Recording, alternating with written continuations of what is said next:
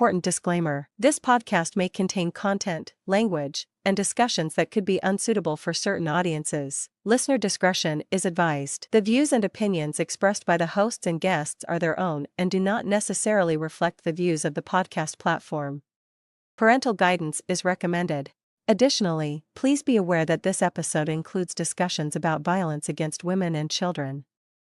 A trigger warning is issued, and we encourage sensitive listeners to exercise caution. Thank you for understanding.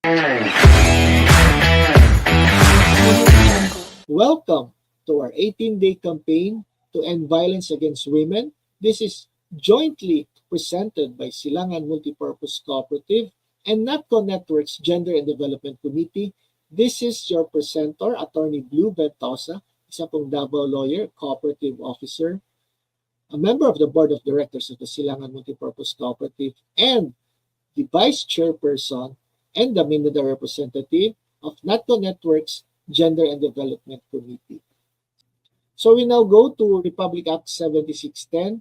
The long title of this act is the Act Providing for Stronger Deterrence and Special Protection Against Child Abuse, Exploitation, and Discrimination, and for other purposes. It was enacted last June 17, 1992. So let's continue. So nag-start po tayo doon sa ibang mga batas like Republic Act 9710, the Magna Carta for Women, at tumuloy tayo sa Republic Act 9262, yung ating VAUSI Act, Anti-VAUSI Act of 2004. At nandito na po tayo ngayon sa Republic Act 7610, or yung which we commonly call as the Anti-Child Abuse Law. So ano ba itong mga child abuses? Ito ay tumutukoy na hindi tamang pagtrato sa bata, madalas man o hindi, katulad ng letter A, psychological or physical abuse. Letter B, anumang gawa o mga salita, nagpapawalang bisa, nagpapawalang halaga, o nagkamali sa tunay na halaga at dignidad ng isang bata bilang isang tao. Letter C, hindi makatwirang pag-agaw ng kanyang mga pangunahing pangangailangan para sa kaligtasan, gaya ng pagkain at tirahan. In fact, alam natin, naririnig natin na may mga kabataan na ginagamit sa paglilimos ng mga sindikato. Akala natin yung mga pulubi o pinapahirapan sila kapag hindi sila ng limos, hindi sila pakainin o minamaltrato sila. Level up pa ang mga opensa kapag ito ay human trafficking, kapag ating laban po ano yung mga Anti-Human Trafficking in Persons Act, ay patong-patong rin po yung kaso, hindi lamang po violation ng Republic Act 7610. Letter D, kabiguan na agad na magbigay ng medikal na paggamot sa isang batang nasugatan na resulta sa malubhang pinsala sa kanyang paglago at pag-unlad o ang kanyang permanenteng kawalang kaya o kamatayan. Of course, hindi lang naman talaga sa mga kabataan nagsasaad po, katulad sa ating revised penal code, kapag may mga biktima dyan o may mga taong nasugatan, nasagasaan o may sakit, kailangan po nating tulungan din po. Kapag hindi natin tulungan, meron tayong liability sa revised penal code for abandoning victims or injured persons, or sa ating civil code, sa ating human rights and civil rights obligations. So isang ehemplo po dito, halimbawa siguro yung hindi masyado obvious, yung may asthma na bata. May narinig ako dati na namatay yung bata kasi hindi naman pinapagamot. Sabi lang na uminom ka lang ng dyan at hindi pinadala sa ospital at lumala na pala yung asthma, atake na pala ito, at yun ang ikinadulot at ikinamatay ng bata. Ang alam naman ng either parent, yung mother or father na may asthma, at hindi man lang tumawag sa 911 o pinadala sa barangay o sa ospital at namatay yung bata, ito po ay isang manifestasyon ng child abuse at maaring maging liable yung parent or sino mang tao na hindi nagbigay agad ng medical na lunas para magamot or masave po yung bata. Ano po yung ating provision sa ating saligang batas, sa ating 1987 Constitution? Meron tayong Article 9, yung mga children of indigenous cultural communities. Sinasaad ng Section 17, yung survival, protection, and development ng mga bata ng ating mga IPs. So in addition to the rights guaranteed to children under this Act and other existing laws, Children of indigenous cultural communities shall be entitled to protection, survival, and development consistent with the customs and traditions of their respective communities. So, of course, hindi lamang galing sa kanilang custom at tradition, nandito pa rin po parati yung ating survival, protection, and development clause para sa ating mga anak ng ating mga IPs. And sinasaad ng Section 18, meron tayong System of and Access to Education.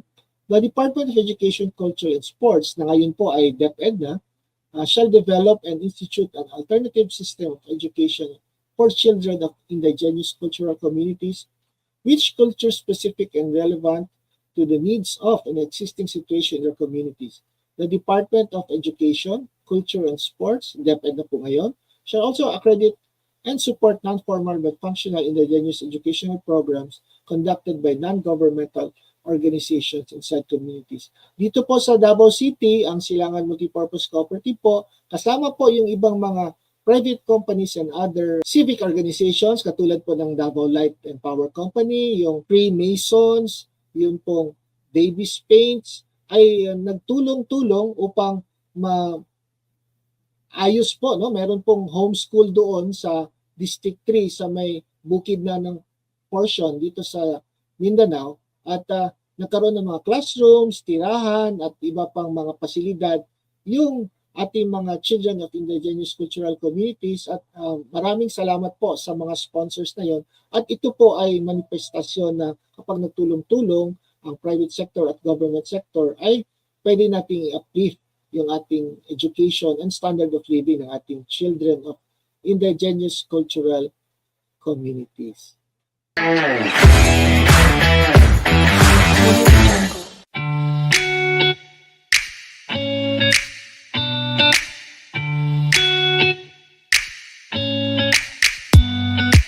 You are watching the continuing 18-day campaign to end violence against women, jointly presented by Silangan Multipurpose Cooperative and NATCO Network's Gender and Development Committee.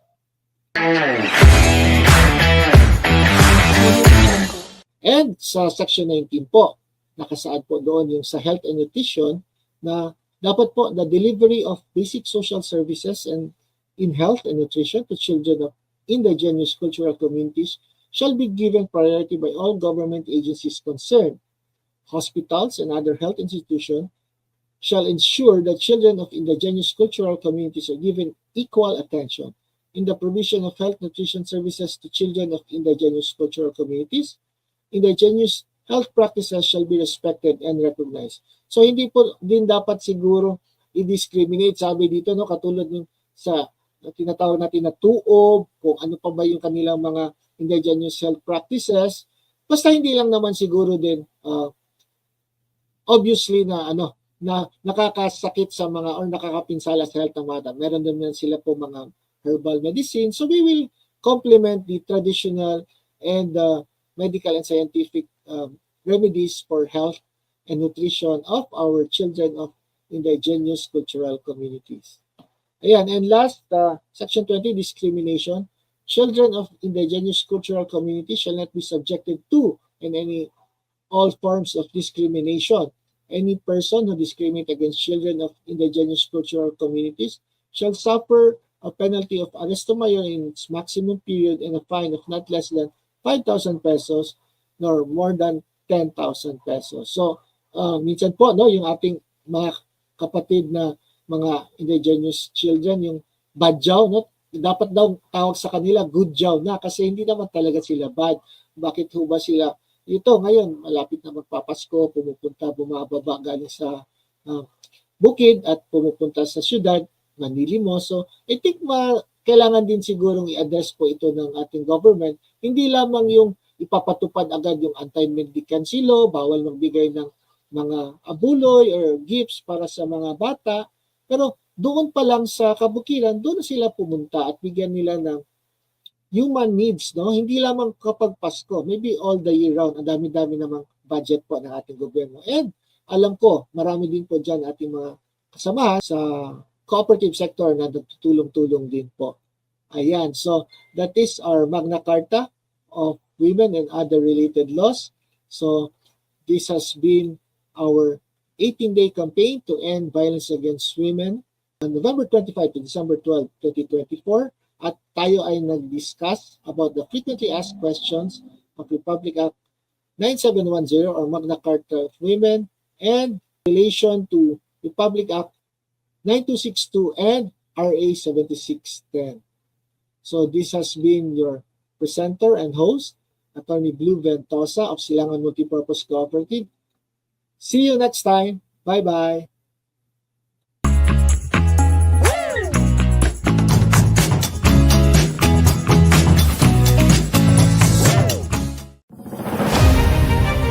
Education is at the heart of progress. It is the key to achieving the individual goals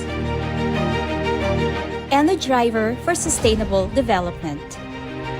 Since the organization of cooperatives in the 1800s, leaders recognized that education plays a central role in the growth of cooperatives and is considered the lifeblood of all cooperatives. 𝐂𝐚𝐦𝐩𝐚𝐢𝐠𝐧 humble beginnings can be traced to its desire to provide transformative education to cooperatives. Through the years, 𝐂𝐚𝐦𝐻𝐾o has grown and expanded.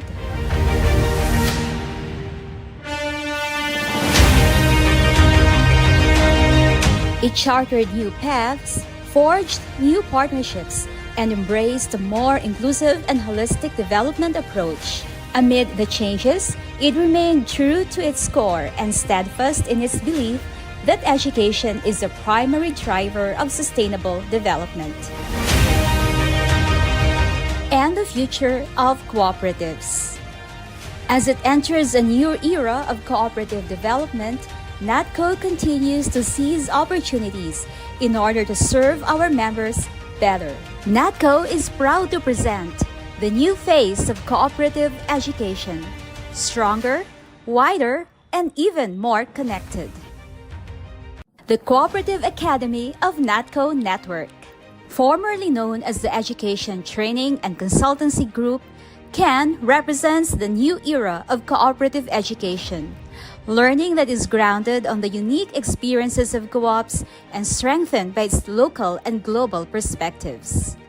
Recognizing the rich diversity of cooperative learning, 𝐶AN serves the cooperative sector through its 4 units: advocacy, consultancy, knowledge resource center, and training. The advocacy unit is composed of 3 teams. The Children and Youth Team, which aims to prepare the future members and leaders of the co-op and ensure the co-op's sustainability through its flagship programs, AFLA-TOON, AFLA-Teen, and AFLA-Youth, anchored on the laboratory cooperative setup. The Gender and Development and Women Enterprise Team ensures a holistic approach to development, where diversity is encouraged and inclusivity across programs and services are promoted, all geared towards the social and economic empowerment of all cooperators. The Diaspora Program recognizes the significant role of the overseas Filipinos in local economic development through cooperatives, while the Climate Action Program promotes environmental stewardship and climate leadership as a primary responsibility of cooperatives. Consultancy Unit offers an extensive and wide array of management and consulting services. It aims to respond to the needs of cooperatives with more complex operations while maintaining adherence to prudential standards and strongly rooted on co-op values and principles.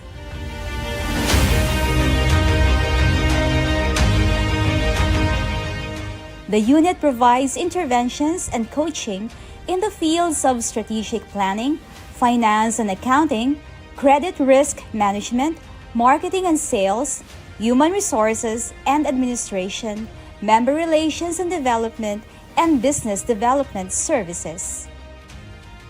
The Knowledge Resource Center is a knowledge management arm of the network and the think tank of the Academy. It creates, sources, conducts inventory, and archives knowledge resources. KRC also manages the e-learning system, using technology to advance borderless learning through various partnerships like TESDA. The training unit builds and enhances the competencies of the cooperative leaders and employees through education and training services. It offers competency-based trainings for the board of directors, CEOs, managers, and employees so they can be strong, stable, and sustainable in providing services to their members. As an accredited training provider by the Cooperative Development Authority, the training unit is authorized to conduct the required training for cooperative leaders, managers, and other employees. The unit also provides support to cooperatives in developing their manual of operations.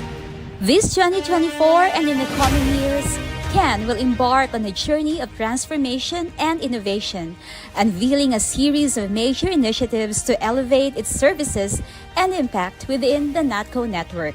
Innovative approaches will be implemented, starting with the addition of the Registrar and Admin Unit, where streamlined processes and heightened efficiency become the new norm. Another groundbreaking move is Talent Acquisition, Assessment, and Testing Center, a hub dedicated to identifying and nurturing the best talents for the cooperative sector. Being steadfast in its mission of building safe and sound cooperatives, the Remedial and Recovery Unit will be formed as a sub-unit under the consultancy.